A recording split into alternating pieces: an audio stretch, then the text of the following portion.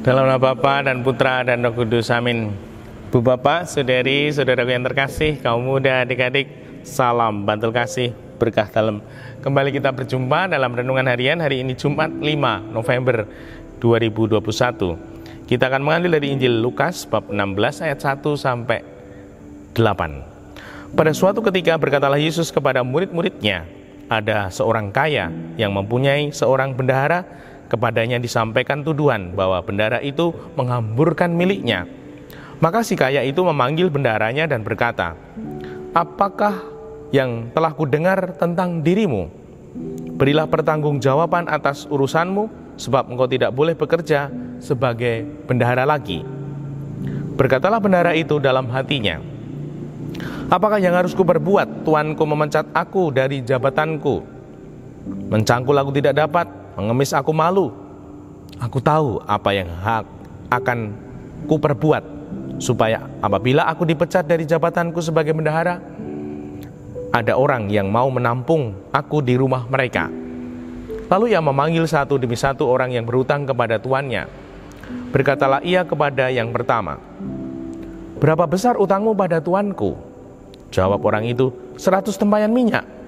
Lalu kata bendahara itu, "Inilah surat utangmu, duduklah dan buatlah surat utang lain, sekarang juga 50 tempayan.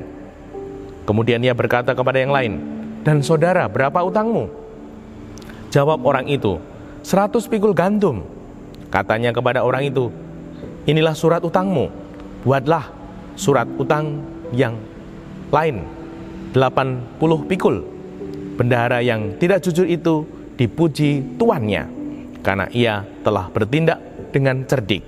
Sebab anak-anak dunia ini lebih cerdik terhadap sesamanya daripada anak-anak terang."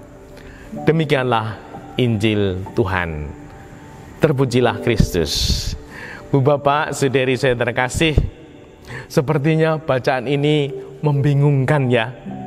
Bendahara yang dituduh menghamburkan uang, lalu diminta pertanggungjawaban dan akan dipecat. Bendahara ini kemudian dengan cerdik untuk memberikan kemurahan hati pada yang berutang pada tuan-tuannya, dan akhirnya tuan ini memuji bendahara ini, "Kamu bendahara yang cerdik." Ternyata kita dibimbing Tuhan untuk menjadi pribadi-pribadi yang cerdik. Hati-hati ya, cerdik bukan licik.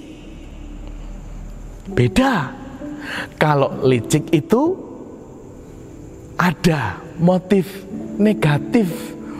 Dia bohong, dia merugikan, dia ngapusi. Nah, kalau cerdik ini adalah cerdas dan terdidik.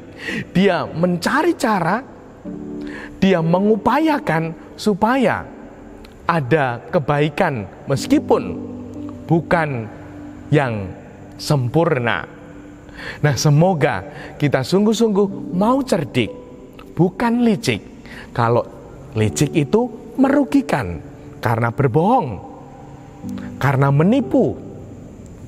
Kalau cerdik ini mencari cara baru, namun tidak banyak yang dirugikan.